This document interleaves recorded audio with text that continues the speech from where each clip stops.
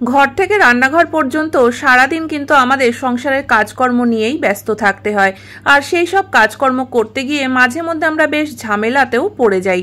তবে সেই সব কঠিন কাজগুলোকে আমরা অনেকটাই সহজ করে নিতে পারি যদি কিছু টিপস আমাদের জানা থাকে।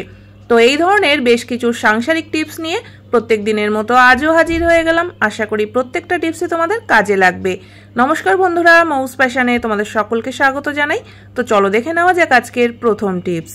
বন্ধুরা, আমরা রান্নাঘরে কিন্তু এই ধরনের কাচের শিশিতে অনেক কিছুই রেখে থাকি। আর এই কাচের শিশিগুলো নিয়ে মাঝে মধ্যে একটা সমস্যা হয়ে যায় কি, দেখবে যে এর ঢাকনাগুলো এমনভাবে আটকে যায় যে আমরা যতই চেষ্টা করি না কেন খোলার, কিছুতেই ঢাকনাটা খোলা যায় না। প্লাস্টিকের কৌটো হলে তবুও চাপাচাপি করা যায়, কিন্তু কাচের শিশিতে কিন্তু খুব বেশি চাপ দিতেও ভয় লাগে, ভেঙে যেতে পারে বা হাতও কেটে যেতে পারে। তো যদি তোমাদের এরকম সমস্যা হয়ে থাকে যে ঢাকনাটা একদম টাইট হয়ে আটকে গেছে, কিছুতেই খুলতে পারছো না, তাহলে কিন্তু এই কাজটা করতে পারো। তো দেখো বন্ধুরা, এখানে আমি একটা সাঁড়াশি নিয়ে নিয়েছি। তোমরা সাঁড়াশির জায়গায় কিন্তু যে কোনো একটা ভারী কিছু নিয়ে নিতে পারো, সেটা বেলুন হতে পারে বা যে কোনো কিছু। আর এই ভারী জিনিসটা দিয়েই কিন্তু ঢাকনার মধ্যে আস্তে আস্তে করে একটু বাড়ি দিতে হবে। তো পুরো ঢাকনাটাকেই কিন্তু এইভাবে শিশিটাকে ঘুরিয়ে ঘুরিয়ে পুরো ঢাকনার চারিপাশে একটু একটু করে বাড়ি দিতে হবে। তো একটু এইভাবে পিটিয়ে নেওয়ার পরে তারপরে একটু চাপ দিলেই দেখবে সহজে কিন্তু ঢাকনাটা খুলে যাবে। তো আশা করি বন্ধুরা টিপসটা ছোট হলেও তোমাদের কাজে লাগবে। ভালো লাগলে অবশ্যই লাইক করো। চলে যাচ্ছি পরবর্তী টিপসে। এখানে দেখো আমি কিছু শসা নিয়ে নিয়েছি। গরম পড়ে গেছে, আর গরমের সময় কিন্তু আমরা শসা সকলেই খেয়ে থাকি। তো বাজার থেকে যখন আমরা এরকমভাবে প্লাস্টিক ক্যারি ব্যাগের মধ্যে করে শসাটা কিনে আনি, ঠিক এইভাবে করেই কিন্তু ফ্রিজে আমরা ঢুকিয়ে রেখে দিই। আর 2-3 দিন পর যখন শসাটা বের করবে তখন দেখবে এরকম পুরো কিন্তু জলে ভেজার মতো হয়ে যায়। তো এতে খুব বেশি দিন শসা কিন্তু ভালোও থাকবে না, দেখবে পচে যায় বা এমন হয়ে যায় ভেজা ভেজা যে সেই শসাটা কিন্তু আর খাওয়া যায় না, ফেলে দিতে হয়। তবে বাজার থেকে কিনে আনার পরেই যদি আমরা একটা ছোট্ট কাজ করে রাখতে পারি, তাহলে কিন্তু এই শসাই অনেকদিন পর্যন্ত আমরা রেখে ব্যবহার করতে পারবো। শসা কিন্তু একটুও নষ্ট হবে না। তো দেখো এখানে যেহেতু শসাটা একদম ভেজা ভেজা হয়ে গেছে, তো আমি এখানে একটা শুকনো কাপড় দিয়ে ভালো করে মুছে নিচ্ছি। তারপরে কিছুটা সময় বাইরে রেখে দিলেই কিন্তু এর ভেজা ভাবটা একদমই চলে যাবে। তারপরে বন্ধুরা আমাদের প্রয়োজন হবে পেপারের। পেপার তো আমাদের সবার ঘরেই থাকে। তো এরকম কয়েকটা ছোট ছোট করে পেপারের টুকরো করে নিতে হবে। আর তার মধ্যে দেখো আমি একটা টুকরোর মধ্যেই 2টো করে শসা রেখে এইভাবে করে পেঁচিয়ে নিচ্ছি। আর সামনে পেছনের দিকটা একটু মুড়িয়ে দিলাম। তো তোমরা চাইলে কিন্তু প্রত্যেকটা শসাকে আলাদা আলাদা করেও পেঁচাতে পারো, বা একটা বড় টুকরোর মধ্যে রেখে 2টো শসাকে এইভাবেও পেঁচিয়ে রাখতে পারো।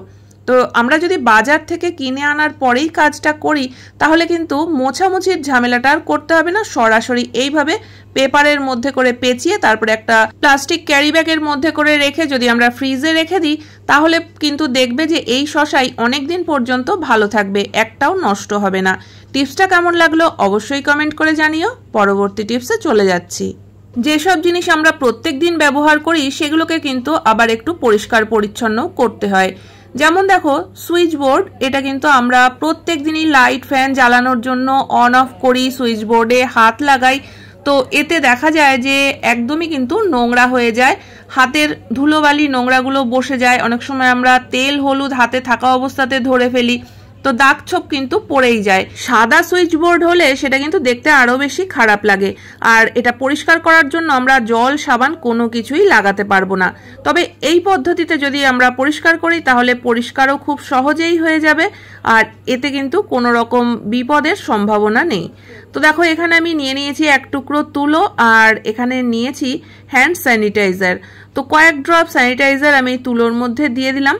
আর এবার এই তুলোটা দিয়েই কিন্তু আমরা সুইচ বোর্ডটাকে খুব সুন্দর করে পরিষ্কার করে ফেলতে পারবো। অন্যান্য সব ঘরের থেকেও কিন্তু রান্নাঘরের সুইচ বোর্ড অনেক বেশি নোংরা হয়।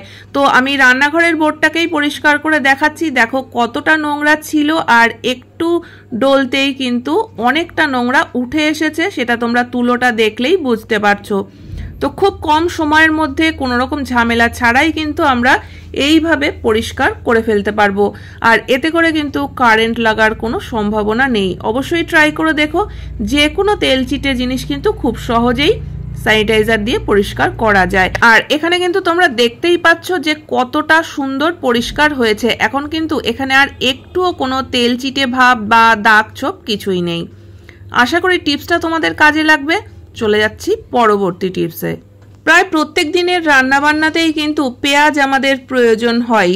আর অনেক রান্নায় হয়তো পেঁয়াজ আমরা বেটে দিই বা কোনো কোনো রান্নায় পেঁয়াজ কুচিয়ে দিতে হয়, কিন্তু পেঁয়াজ কাটতে গেলেই যে সমস্যাটা হয়, চোখের জল না পড়ে কিন্তু পেঁয়াজ আমরা কাটতেই পারি না। এক একটা পেঁয়াজে দেখবে ঝাঁঝ অনেক বেশি থাকে, আর সেই কারণেই এত চোখ জ্বালা করে যে চোখ থেকে জল বেরিয়ে যায়। তখন কিন্তু এই পেঁয়াজ কাটতেও আমাদের বেশ কিছুটা সময় চলে যায়।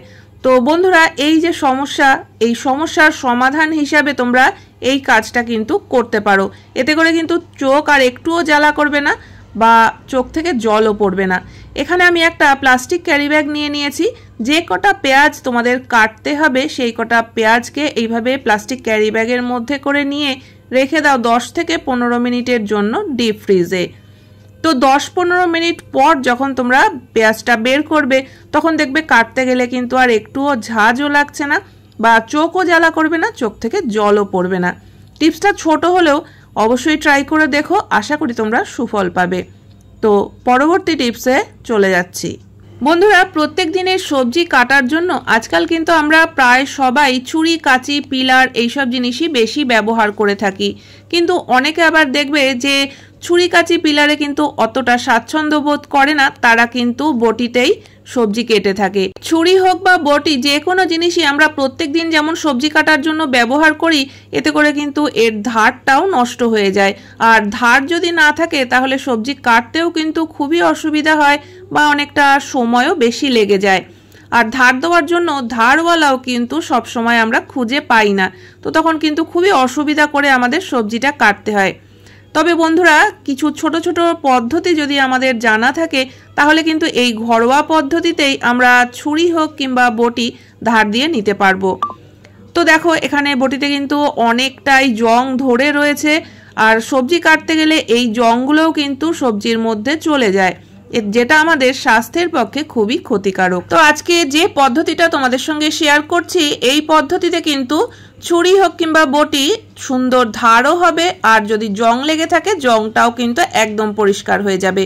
তো তার জন্য দেখো, এখানে আমি একটা বামের কৌটো নিয়েছি।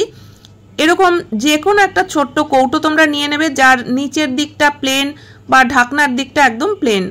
তো এরকম একটা কৌটোর আমি নিচের দিকটায় লাগিয়ে দিলাম ডাবল সাইডের টেপের একটা টুকরো।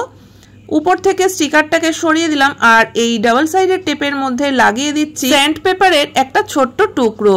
এবার দেখো বন্ধুরা, বটির উপরে আমি অল্প করে একটু জলের ছিটে দিয়ে দিলাম, আর এবার যে জিনিসটা আমরা তৈরি করে নিয়েছি সেটা দিয়েই কিন্তু হালকা করে একটু ঘষে দেব, তাতেই কিন্তু জং উঠে একদম পরিষ্কার হয়ে যাবে। আর কতটা পরিষ্কার হচ্ছে সেটা তো তোমরা দেখতেই পাচ্ছ, দেখো কতটা জং উঠে গেছে। তো একইভাবে কিন্তু আমি এক পিঠ পরিষ্কার হয়ে যাওয়ার পরে উল্টো পিঠেও অল্প একটু জল ছিটিয়ে এইভাবে ঘষে নেব। স্যান্ড পেপারটা কিন্তু তোমরা হাতে করে ধরেও ঘষতে পারো, তবে হাত কেটে যাওয়ার একটা সম্ভাবনা থাকতেই পারে। তো সেই কারণে আমরা এরকম একটা কোনো কৌটোর পেছনে যদি লাগিয়ে নিতে পারি, তাহলে কিন্তু আমাদের হাত কাটার কোনো ভয় থাকবে না। তো দেখো, ভালো করে দুপিঠ ঘষে নিয়েছি, একটা শুকনো কাপড় দিয়ে মুছে দিলাম। কতটা পরিষ্কার হয়েছে সেটা তো দেখতেই পাচ্ছ।